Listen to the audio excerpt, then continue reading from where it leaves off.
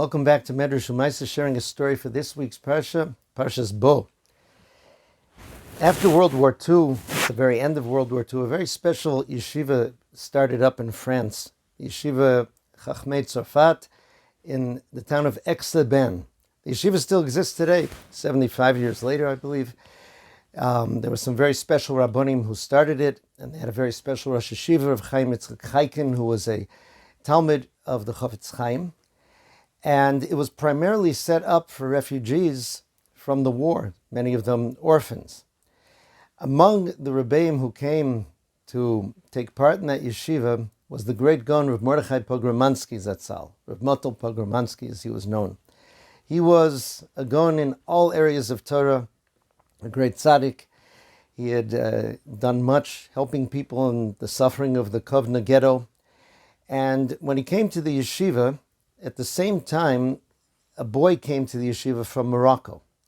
This was the first boy from North Africa, from Morocco, who came to join the Aix-les-Bains yeshiva. His name was Aaron Montenegro. And he noticed this, how special Rav Mordechai was. And Rav Mordechai noticed something very special about him. Aaron said that after davening, he noticed Rav Mordechai looking at him and looking at his tefillin. He thought that perhaps Rav Motel noticed how beautifully square his tefillin were, what's called the ribua. There's an art to getting the tefillin to be nicely square. And Rav Motel approached him after davening, and he said, tell me, right? He spoke with him in Hebrew, even though he spoke with most of the other students in Yiddish. He said, tell me, where are these tefillin from? So Aaron told him, my father bought them for me in Paris, and the Parshios were written by Rabbi Yaakov Chaim Sofer in Yerushalayim, the Kaf HaChaim, the author of the Kaf HaChaim.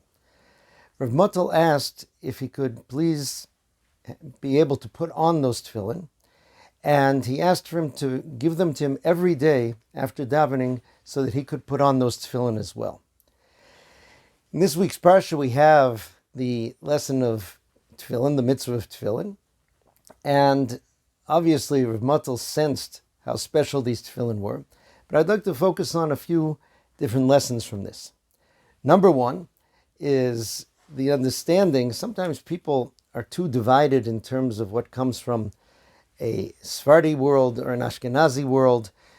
Sephardi tefillin are written in a different ksav, but Rav Motel knew to appreciate and desire the kedusha that was there.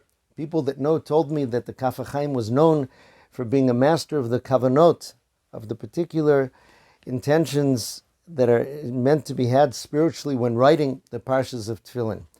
It makes sense that a tzaddik like that sensed that, not only the ribua. Another aspect that's very important is that this young man was the first Talmud who came over from Morocco. That must have been very difficult to leave your family, to come to a place where you were the only boy from North Africa. Rav Motel gave him this tremendous yachas, this tremendous attention, and valued his tefillin, his family heritage. The relationship went on so that Aaron really was the shamish. He was meshamish Rav Motel there at that time and gained a lot from him. That boy, Aaron Montenegro, went on to learn many years in that yeshiva and others, and then to become the chief rabbi of Morocco. I believe that that was also part of what the Gaon Rav Mordechai Pogromansky was doing. Tefillin are on our head, and tefillin are also on our arm, as we say in the tefillah before, and keneged alev, opposite and corresponding to our heart. A great gadol in Am Yisrael always combines the two, head and heart. This small vignette, I think, portrays that aspect of Rav Motel Pogromansky, and to see the effect that it had in producing a very great Talmud Chacham who had a tremendous influence on young people from Morocco and beyond for many, many years to come. Have a wonderful Shabbos, Kol Tuv, and Besoros Tovos to everyone.